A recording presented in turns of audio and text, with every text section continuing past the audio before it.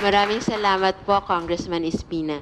At bago tayo magpatuloy, we'd also like to acknowledge the presence of Miss Stephanie Yu, Miss Philippines Earth Fire 2005. Isa rin sa mga advocacy niya ang women's rights. At kung mamarapatin po ang ng ating isang panauhin din naman mula sa at isa sa mga advocates din para sa karapatan ng kababaihan at nais magbahagi rin ng kanyang mga insights.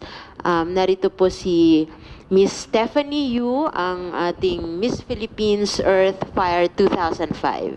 Hi, good morning everyone. I would just like to support Congresswoman Emmy De Jesus sa mga sinabi niya kanina, lalo na sa 4Ps.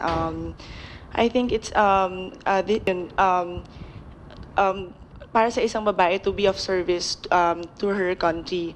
And also, whether it be in profession, career, or in politics, I think importante na yung 4Ps and challenge na sinabi ni Congresswoman De Jesus. Thank you.